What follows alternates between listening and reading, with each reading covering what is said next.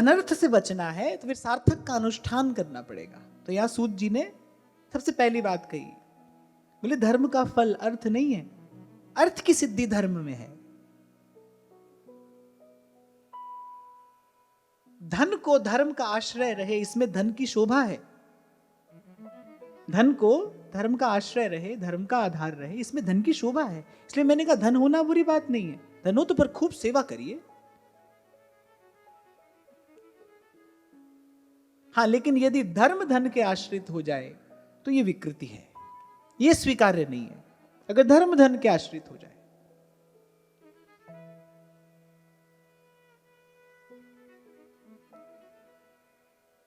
और फिर कहा, स्पष्ट किया है अर्थ किस लिए है। बोले प्राय करके व्यक्ति यही समझता है ना, अर्थ मिलेगा तो सुख सुविधा जुटाऊंगा, और यही से विपरीत मार्ग पर चल पड़ता है।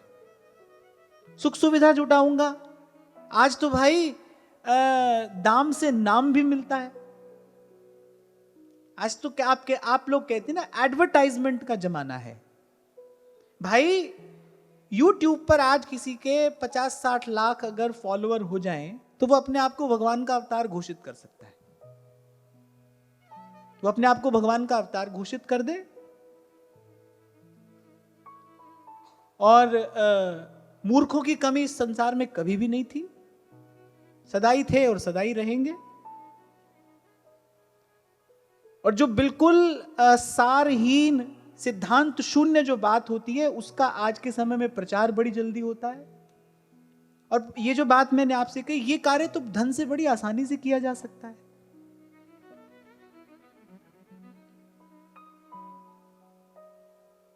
तो धन से व्यक्ति सुख सुविधा भी जुटा दे सकता है, धन से कंचन, कामिनी, कीर्ति आज सब कुछ प्राप्त किया जा सकता है। यद्यपि जो मिल रहा है उसको कीर्ति नहीं कहना चाहिए, पर लोक प्रतिष्ठा तो व्यक्ति कमा ही सकता है धन खर्च करके। क्योंकि आज भाई, आज सफलता का मायना केवल इतना है कि कितनी भीड़ आपके पीछे चल रही है, बस। कभी कुछ दिन पहले मैं आपसे कह रहा था ना, एक समय था जब साधु संत का विचार देखा जाता था, उसकी रहनी देखी जाती थी, उसकी जीवन शैली देखी जाती थी, उसके पास बैठकर मन को शांति मिलती, उसके विचार को ग्रहण करके जीवन सतपथ पर आगे बढ़ता था। पहले साधु का जो मूल्यांकन था वो इस प्रकार किया जाता था। आज बस एक बात देखनी है आपको, देखो उसके कितने फॉलोअर्स हैं, कितने सब्सक्राइबर्स हैं। पर ध्यान रखना, मैं जिस मार्ग की बात कर रहा हूं, दूर नगरी, बड़ी दूर नगरी, संसार की गलियों में घूम फिरकर व्यक्ति पहुंचता कहीं नहीं है, क्योंकि संसार की गलियां भटकने के लिए हैं। प्रभु तक पहुंचने के लिए तो जो मार्ग है ना, वो तो इन संतों का बताया मार्ग है, जिसके लिए मीना कह रही हैं, जी मार्ग सब संत गया छे, वी मार्ग में जास्या, मीरा रंग लाग्यो हो नाम हरि, और रंग अटक पड़े। प्राय करके व्यक्ति यही सोचता है, आप में भी यही सोचेंगे, धन मिलेगा हम कहेंगे भाई बढ़िया मकान बनाएंगे, बढ़िया गाड़ी लेंगे, सुख सुविधा जुटाएंगे। पर वो कह रही है धन का प्रयोजन ये नहीं है, भोग विलास धन का फल नहीं है। धर्म से बात आरंभ की, फिर धन पर आए, और फिर कह रहे धन से व्यक्ति भोग विलास कमाता है, पर भोग विलास धन का फल नहीं है। तो कह रहे भोग विलास बिल्कुल छोड़ दे, कह रहे नहीं, केवल जीवन निर्वाह के लिए, पेट भी भरना पड़ेगा, तन भी ढकना पड़ेगा, जीवन निर्वाह के लिए। जहां से मैंने बात आरंभ की कि साधक के जीवन में सबसे पहले यही बात आए कि वो पहले अपनी आवश्यकता कम करे, पहले वो अपनी आवश्यकता कम करे। और मेरी बात मानिए, कम में भी निर्वाह हो जाता है। मैं एक और बात इसमें जोड़ देता हूं, कम में बड़ी निश्चिंतता से निर्वाह होता है। मैं तो कहता हूं आनंद से जी ही वही सकता है, जीने का सुख ले ही वही सकता है जिसको आगे पीछे की चिंता नहीं है ना भाई, वही तो जीवन का सुख लेगा, वही तो वर्तमान में जी सकता है, जिसको गए कल का शोक नहीं है, आने वाले कल की चिंता नहीं है।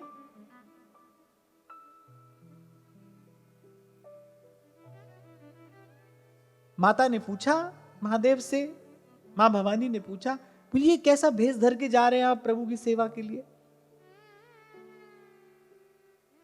हनुमान जी ने कहा, भाई सेवा करने के लिए जा रहे हैं, हम ऐसा रूप लेकर जाएं कि प्रभु को हमारी लंगोटी की भी चिंता ना हो, कहीं भी किसी पेड़ पर रह लेंगे, पेड़ों पर लगे फल खा लेंगे, प्रभु का कार्य करने के लिए जा रहे हैं, प्रभु की सेवा करने के लिए जा रहे हैं। जो सेवक साहिब ही संकोची, भाई वो सेवक किस काम का जो अपने स्वामी को ही संकोच में डाल दे, स्वामी को सेवक की चिंता करनी पड़े, ऐसा ऐसा हनुमान जी का कहना है। नहीं नहीं, प्रभु की सेवा करने के लिए जा रहे हैं, प्रभु को हमारी इतनी भी चिंता ना करनी पड़े। सुख चाहते हो तो भाई ये रास्ता है। और एक और बात भी मैं कहूं कि यदि आवश्यकता कम नहीं हुई, यदि आवश्यकता कम नहीं हो रही, यदि कल 4 वस्तु चाहिए थी, आज 2 से काम नहीं चल रहा, तो आप कुछ भी हो, आप कहीं भी हो, पर आप साधक नहीं हो। फिर अभी आपको जीवन में भजन भाव का अनुभव नहीं हुआ है। वो तो भीतर से एक आनंद से भरता है ना। मैं तो सदा से आपको कहता हूं, आप नाम जपो, जो आवश्यक होगा वो रहेगा, जो अनावश्यक होगा वो अपने आप कट जाएगा, दूर हो जाएगा वो। ये बात मैंने किसी पुस्तक में तो नहीं पढ़ी, पर यह बात संतों ने मेरी जीवन रूपी पुस्तक में लिखी। मैंने अपने जीवन में इसको घटते हुए देखा। जो अनावश्यक था वो सब हट गया। कल जो महत्वपूर्ण था, आज वहां मन नहीं जाता है। कल हम भी जिस वस्तु को, जिस स्थिति को बड़ा मूल्यवान महत्वपूर्ण समझते थे, आज वहां मन भी नहीं जाता है।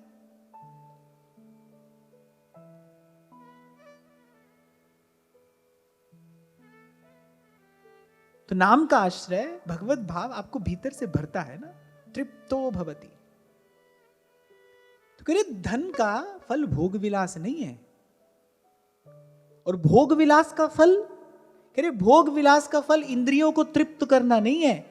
भोग विलास का फल तो जीवन निर्वाह है। भाई भूख लगे तो खा लो, और हम खाने के लिए भाई नित्य हमको नया व्यंजन ही चाहिए, इसकी आवश्यकता नहीं है। संतों ने सिखाया ना, 2 सिर मांगू चूना, पाव घेओ संग लूना, अध सिर मांगू दाले, मुख दोनों वक्त जीवार। थोड़ा और भी मांगा कबीर जी ने, खाट मांगू चौपाई, सिरहाना अवर तुलाई। तो ऐसे भोग विलास का फल इंद्रिय तृप्ति ना हो, वो कभी नहीं होगा। कामना की तृप्ति संभव नहीं है, कामना की निवृत्ति होती है, कामना पूरी नहीं होती है, कामना की निवृत्ति होती है हरि भजते भजते। जैसे जैसे भीतर राम आते हैं, वैसे वैसे काम जाता है। जहां राम तहां काम नहीं, जहां काम नहीं राम। और ये जो बात मैं आपको बता रहा हूं, ये ऐसा नहीं भाई साधक के लिए है या वृद्ध के लिए है ना भाई, ये तो बालक, युवान, वृद्ध सभी के लिए है। सुख से तो सभी रहना चाहते हैं ना, सुख चैन से तो सभी रहना चाहते हैं। शक्ति लगानी है, जहां से आज हमने चर्चा आरंभ की, शक्ति लगानी है तो व्यर्थ में न लगाइए, निरर्थक की निवृत्ति के लिए सार्थक का अनुष्ठान करिए। और सार्थक के अनुष्ठान में सबसे पहला कदम क्या है? जो बालक हो, युवान हो या वृद्ध हो, जो उठा सकता है, वो पहला कदम क्या है? अपनी आवश्यकता कम करो। चल जाता है काम, बड़े अच्छे से चल जाता है।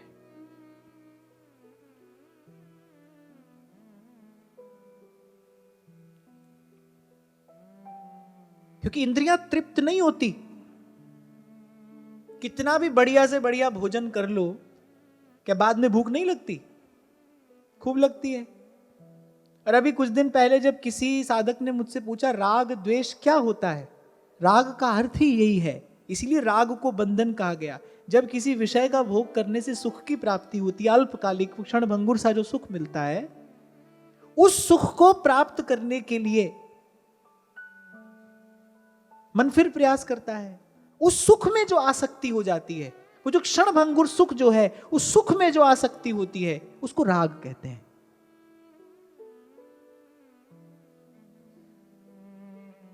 और कहते हैं ये बंधन बड़ा प्रबल है। ध्रुवदास जी ने तो इसको बंधन कहा ही नहीं, वो तो कह रहे फिर फांसी ऐसी पर है और तीसम दुख न हुई, विषय चुगा जिन चुगे मन, चुगत कछुक सुख हुई, थोड़ा सुख तो होगा। कह रहे फिर फांसी ऐसी पर है, तीसम दुख न हुई।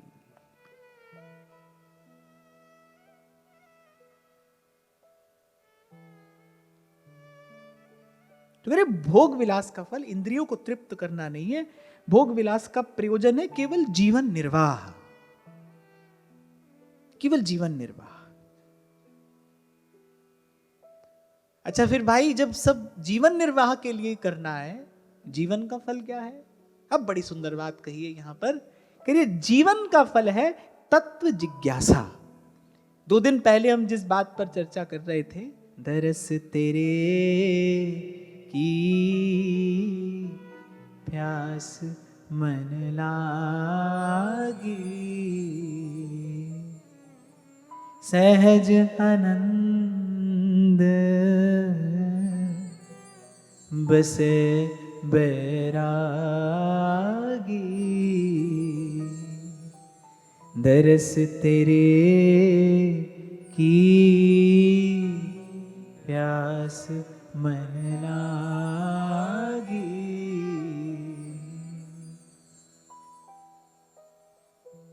तो जीवन का फल क्या है? यानी तत्व जिज्ञासा, भगवान को जानने की इच्छा, प्रभु से मिलने की इच्छा, कह रहे ये जीवन का फल है। अच्छा प्रभु का मिलन जीवन का फल नहीं कह रहे, कह रहे प्रभु से मिलने की जो इच्छा है वो जीवन का फल है। आप जो कर रहे हो वो इच्छा के अधीन होकर ही कर रहे हो, याद रखना। ये संसार कांटों की बाड़ी पर ये जानकर भी जो जीव उलझ रहा है, उसके मूल में क्या है? संसार से सुख की इच्छा ही तो है, मूल में इच्छा ही है। तभी आपको उस दिन मैं कह रहा था, भाई क्या करते हो, कहां रहते हो, क्या पहनते हो, क्या खाते हो, कब सोते हो, कब जागते हो, इससे प्रयोजन नहीं है, चाहते क्या हो। प्रभु केवल ये देख रहे हैं आप चाहते क्या हो।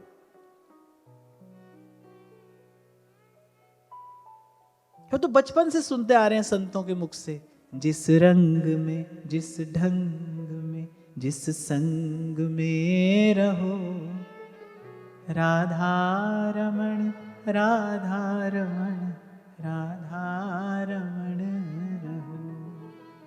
जिस काल में, जिस हाल में, जिस ख्याल में रहो, राधा रमण राधा रमण राधा रमण कहो।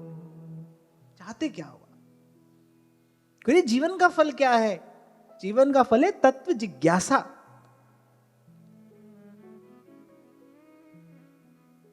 प्रभु को जानने की इच्छा। फिर कह रहे हैं कामस्य नेन्द्रिय प्रीतिर्लाभो जीवेत यावता, जीवस्य तत्व जिज्ञासा नार्थो यश्चेह कर्म भी। अनेक अनेक प्रकार के कर्म करके ये किया वो किया। और आपको संकेत किया था मैंने, करने को पुरुषार्थ नहीं कहना, करने के मूल में रजोगुण है। जितना रजोगुण जीवन में बढ़ेगा उतना आप अशांत होते चले जाओगे, दौड़ोगे भागोगे, ये कर ले वो कर ले। बूढ़े हो जाते फिर भी दुकान पर जाए बिना मन नहीं लगता है ना। लड़के खुश हो रहे हैं, बोले देखो हमारे पिताजी कितने पुरुषार्थी हैं।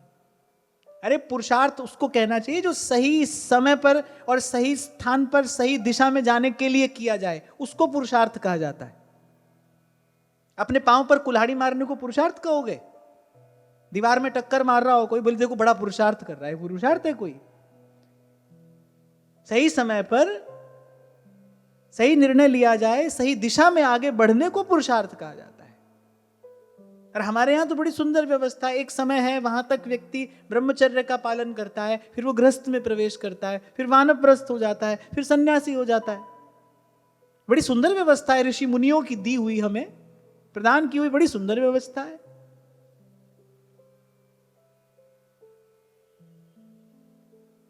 तो भाई गर्मी में ठंडा ही अच्छा लगता है, सर्दी में गर्मी ही अच्छा लगता है। हिम ऋतु ग्रीष्म तार होता है, ग्रीष्म माह ही तुषार।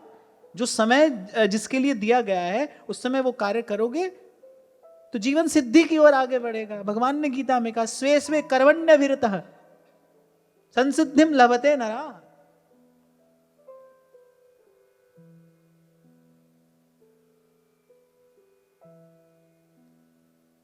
ये कर लिया, वो कर लिया, सब कर लिया, सब करके अभी और करना है, अभी और करना है। कह नहीं, इसके लिए जीवन नहीं मिला है, करना है, पर जीवन निर्वाह के लिए करना है। बस अपना मुख्य कार्य, अपना मुख्य प्रयोजन तो आत्म तृप्ति है, आत्म प्रसन्नता है, आत्म संतोष है।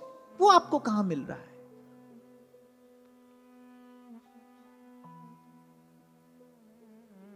अच्छा, फिर कुछ लोग तो यहां ही नहीं, बोले यहां करके फिर वहां करना है, माने बोले स्वर्ग में जाएंगे। यहां बड़े बड़े कार्य कर रहे हैं, किस लिए? भाई मरने के बाद स्वर्ग में जाएंगे। हम क्या कर रहे हैं? वो अपने कर्म को क्या कहते हैं? बोले स्वर्ग की सीढ़ी बना रहे हैं, स्वर्ग में जाएंगे।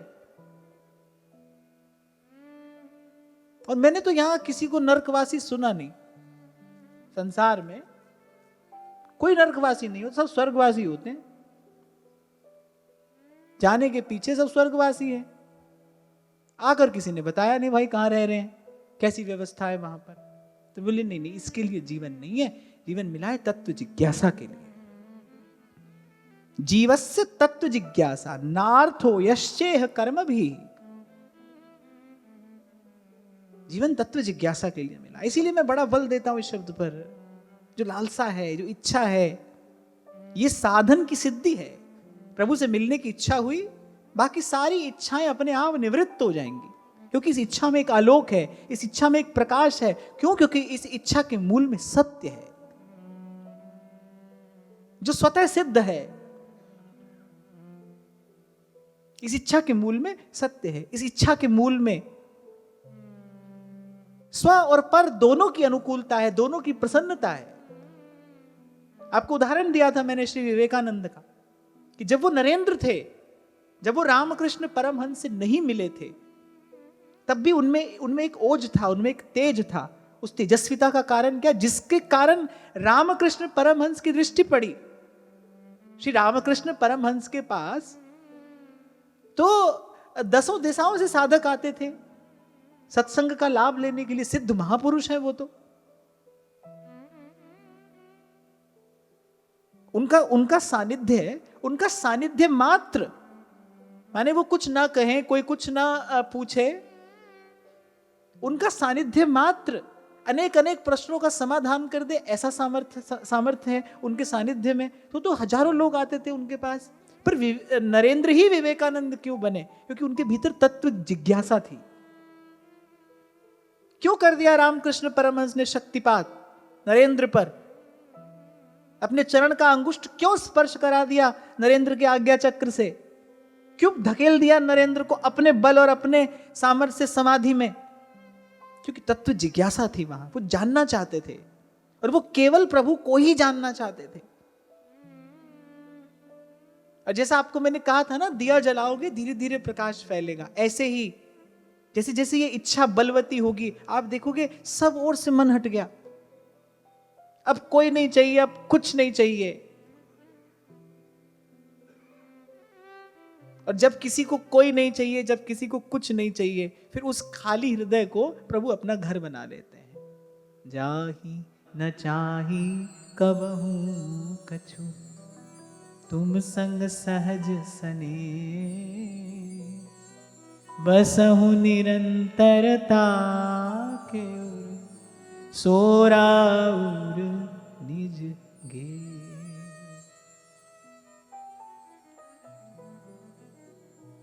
तो धर्म का फल क्या है? मोक्ष। धन की उपयोगिता कहां है? धर्म साधन में। धर्म का फल है मोक्ष, धन की उपयोगिता है धर्म साधन में, भोग विलास में नहीं। भोग विलास का प्रयोजन क्या है? इंद्रिय तृप्ति नहीं, जीवन निर्वाह। शरीर का भी ध्यान रखना है, ऐसा नहीं कि इसको बिल्कुल अनदेखा कर दें और शरीर रोगों का घर बन जाए, यह भी अनुचित है। मैंने कहा ना, जब कोई साज बजाता है तो वो साज की संभाल भी करता है, साज संभाल भी करनी है, उसे संगीत का सृजन भी करना है, उसे साज को भी संभालना है, क्योंकि धर्म साधन के लिए शरीर मिला है, इसका भी ध्यान रखना है। और शरीर का ध्यान रखने के लिए, शरीर को सदा स्वस्थ रखने के लिए एक औषधि है, एक औषधि, और वो क्या है? संयम। वह संयम, जो संयम में रहेगा उसका शरीर सदा स्वस्थ रहेगा, प्रसन्न रहेगा। क्यों? क्योंकि शक्ति का संचय रहेगा। एक नियत शक्ति आपको दी गई है, उसी से आपको सब कार्य कर लेना है। जैसे दिन में 24 घंटे ही है ना, उसमें आपको सब कार्य कर लेने हैं। खाना पीना, जीवन निर्वाह के लिए अपना कार्य करना, आराम करना, अपनी व्यवस्था करना, परिवार की व्यवस्था करना, ऐसे एक शक्ति दी गई है आपको, उसी में आपको सब कार्य करना है। संयम से सबसे पहले क्या होता है? शक्ति का अपव्यय जो है वो रुकता है, और शक्ति के दुरुपयोग को रोकना ही शक्ति का सदुपयोग करना है। मैं तो इसी को शक्ति की आराधना कहता हूं, यही शक्ति की उपासना है। शक्ति का दुरुपयोग मत करिए, शक्ति का संचय हो।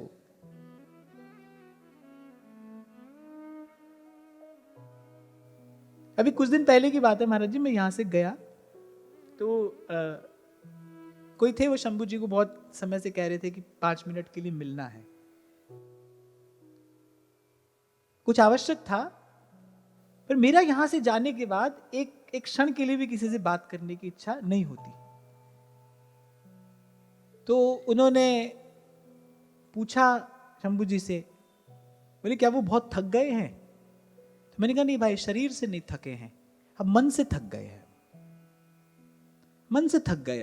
अब हमको कोई बात नहीं करनी, अब हमको किसी बात करने की कोई इच्छा नहीं है, मन थक गया है। अब कब तक भाई उसी पिसे पिसाए को फिर पीसते रहेंगे? यही आपसे मैं कह रहा हूं कि भाई आप मुझे कोई सिद्ध पुरुष ना समझना, मैं तो केवल एक साधक की भांति आपको अपना अनुभव बता रहा हूं। हट जाएगा मन, जहां नहीं जाना चाहिए वहां नहीं जाएगा। एक बार पहला कदम आप उठाइए, कितना भी हो मुश्किल, लेकिन पहला कदम जरूरी है। पहला कदम उठाइए, आप अपना मूल्यांकन करिए। नहीं, समय व्यर्थ नहीं करेंगे, संकल्प करिए। आप संकल्प कर सकते हैं। अरे संकल्प की शक्ति नहीं तो इस प्राणी को मनुष्य बनाया है। There is a difference between a living being and a human being.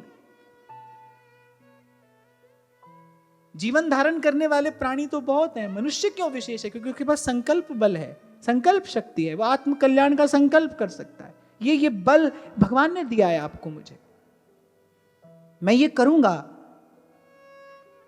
जब ये संकल्प संसार परख होता है तो व्यक्ति करता ही तो चला जाता है, अंत तक नहीं रुकता।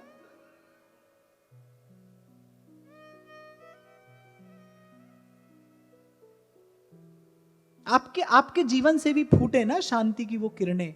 आपके पास कोई रहता हो, उसके भी मन में इच्छा हो कि भाई ऐसा परिवर्तन हमारे जीवन में भी आए। आपके हाथ में माला है, माथे पर तिलक है, आप सत्संग में भी जा रहे हो, भगवान की सेवा भी कर रहे हो, लेकिन वही राग द्वेष है, वही मन में उलझन है, वही खटपट है, वही सब कुछ है। फिर क्यों किसी का मन भजन के मार्ग पर आना चाहेगा? आपके जीवन में देखे ना कोई वो सकारात्मक परिवर्तन, आपको बदलता हुआ देखे। और भाई इस बात में तो कोई संशय नहीं है, मैं लिख कर दे सकता हूं ये बात। इन संतों की पूरी नहीं, इन संतों की आधी बात भी मान लेने से जीवन कहां से कहां पहुंच जाता है। थोड़ी सी बात मान लेने से बड़ा परिवर्तन आ जाता है जीवन में।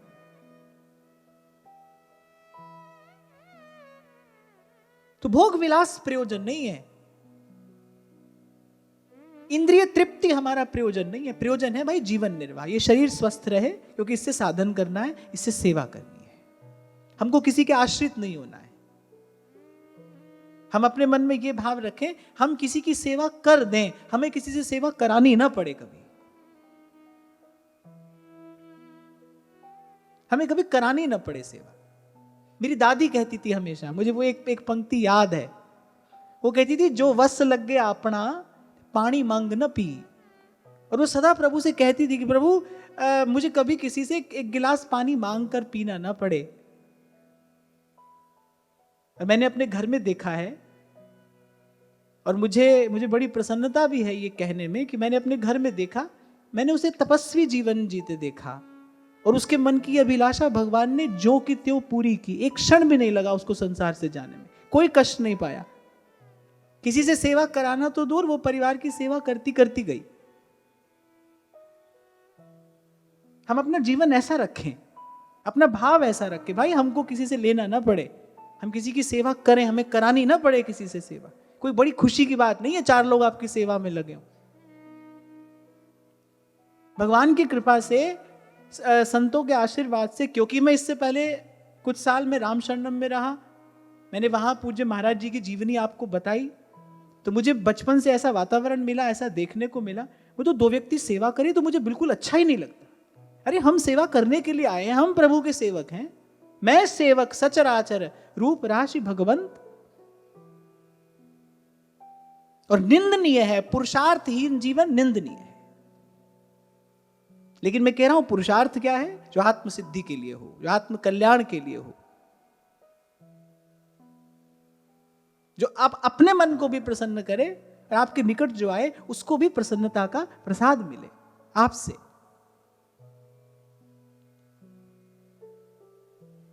जीवन धारण करने के लिए जितना चाहिए उतना लेना है। और जीवन क्यों धारण करना है?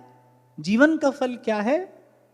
जीवन का फल है तत्व जिज्ञासा, प्रभु से मिलने की इच्छा। यह जीवन का फल है। वो इच्छा जिसने मीरा, सूर, कबीर, तुलसी, नानक, रैदास इन संतों के जीवन को धन्य किया, कृतार्थ किया, निहाल किया। इनको प्रभु से मिलने की इच्छा ने। प्रभु तो भाई अपनी इच्छा से ही मिले सबसे। जिसको प्रभु ने थोड़ा समय यहां रखना था थोड़ा समय रखा, जिसको दीर्घ काल यहां रखना था उसको दीर्घ काल रखा। बड़ी थोड़ी सी अवस्था में महाप्रभु पुनः निकुंज में प्रविष्ट हो गए। स्वामी जी बड़े दीर्घ काल तक रहे, व्यास जी बड़े दीर्घ काल तक रहे, कबीर जी बड़े दीर्घ काल तक रहे।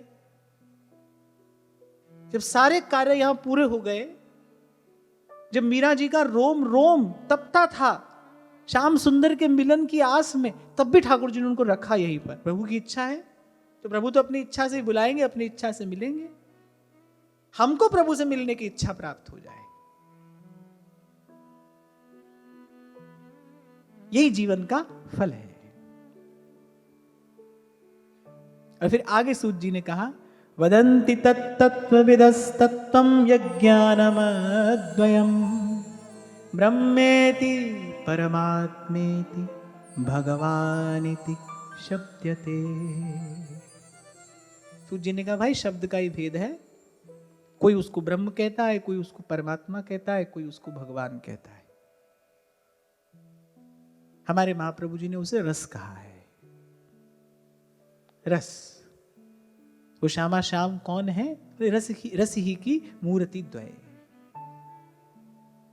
हम उसे इस नाम से पुकारते हैं।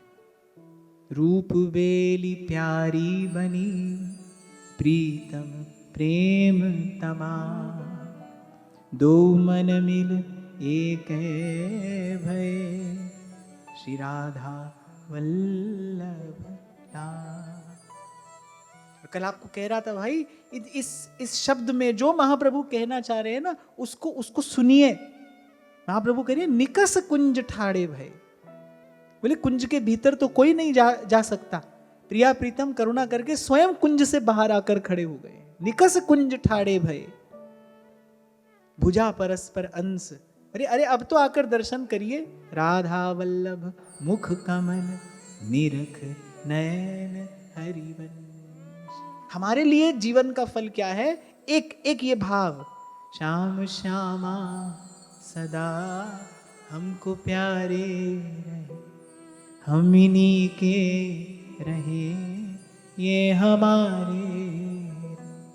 श्याम श्यामा सदा हमको प्यारे रहे, हम इन्हीं के रहे, ये हमारे रहे, हम इन्हीं के रहे, ये हमारे रहे, श्याम श्यामा सदा।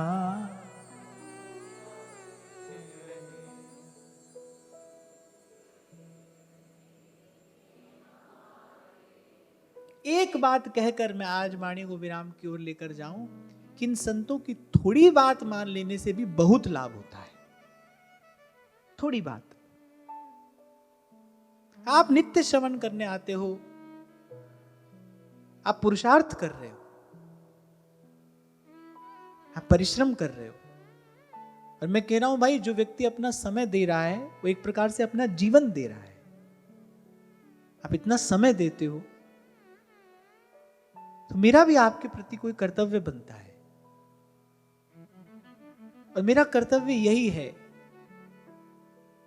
मेरा कर्तव्य यही है कि आपके जीवन में यह सच्चर्चा सकारात्मक परिवर्तन का कारण बने, अवश्य बने। कोई इससे वंचित न रह जाए, कोई इससे खाली न रह जाए।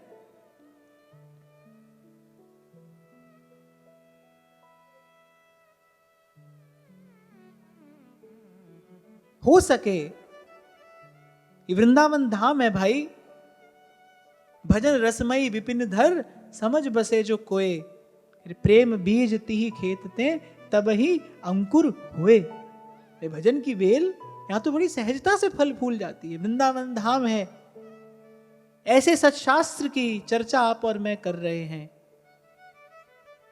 नया मन बनाना है, प्रभु के लिए नया मन बनाना है।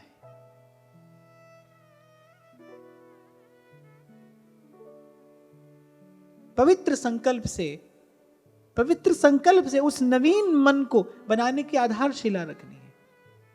ये छोटी सी बात यहां से लेकर जानी है आज। भाई समय व्यर्थ नहीं करेंगे। कोई रूठता हो तो रूठे, 100 बार रूठे, अपने कर्तव्य का पालन करने में पीछे नहीं हटेंगे, पर समय व्यर्थ नहीं करेंगे।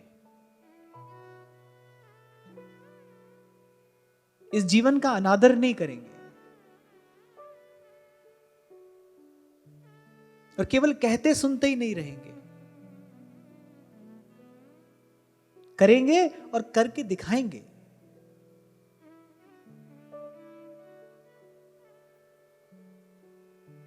अरे मैं कहता हूं, जब आपका लक्ष्य पवित्र होता है ना, अरे पवित्र लक्ष्य, पवित्र भावनाएं आपके जीवन को एक उत्साह से भर देती है। मत पड़े रहिए उसी द्वंद्व के अंधकूप में, उठिए, बाहर निकलिए। हमको समर्थ सदगुरु मिला है। अरे नाच उठा कबीर, गुरु के मुख से नाम सुना और कबीर नाच उठा।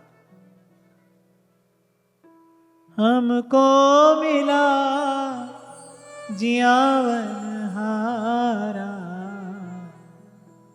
हमको मिला जियावन हारा, हम ना मरे संसार, हम ना मरे संसार, मरे बहिर्मुख साधु जीवे,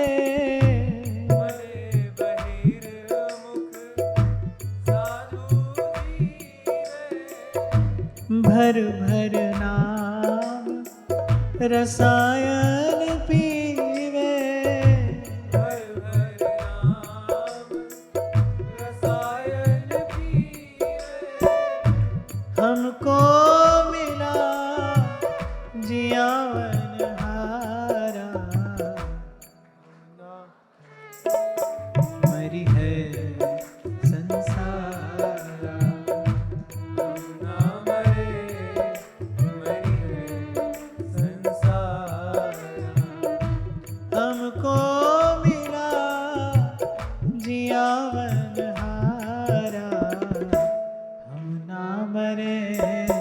मरी है संसार, हम ना मरे, मरी है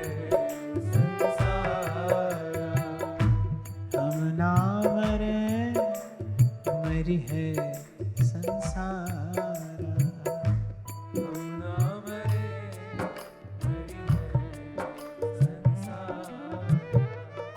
कुछ समय पहले की बात है, किसी ने मुझसे पूछा, बड़ी आत्मीयता से पूछा, अच्छे भाव से पूछा, बोले महाराज आप ये जो भी प्रयास आप कर रहे हैं, आपने अपनी आंख से किसी को बदलते देखा? आपने देखा, अपनी आंख से देखा किसी को बदलते? मैंने कहा भाई हम बदल रहे हैं, अपने आप को देख रहे हैं बदलता हुआ, है ना। और आप भले तो जग भला, व्यक्ति आप ही तो भला नहीं हो पाता। द्रोणाचार्य ने कहा दुर्योधन से भी, द्रोणाचार्य ने कहा युधिष्ठिर से भी। दुर्योधन से कहा एक भला आदमी ढूंढ लाओ, युधिष्ठिर जी से कहा तुम एक बुरा ढूंढ लाओ, दोनों ही खाली हाथ आ गए। युधिष्ठिर को कोई बुरा नहीं मिला, दुर्योधन को कोई भला नहीं मिला। अरे आप भले तो जग भला, आप बदलते हैं तो सब बदल जाता है, मन बदलता है तो सब बदल जाता है। और यही आपसे निवेदन किया मैंने, भाई मन बदलना है, अपना नया मन बनाना है, ऐसा मन जो प्रभु का भजन कर सके, ऐसा मन जो निरंतर प्रभु का स्मरण कर सके। आज की वार्ता यही श्री जी के चरणों में निवेदन करते हैं। महाराज श्री के चरणों में प्रणाम। आप सबके हृदयस्थ हित प्रभु को नमन।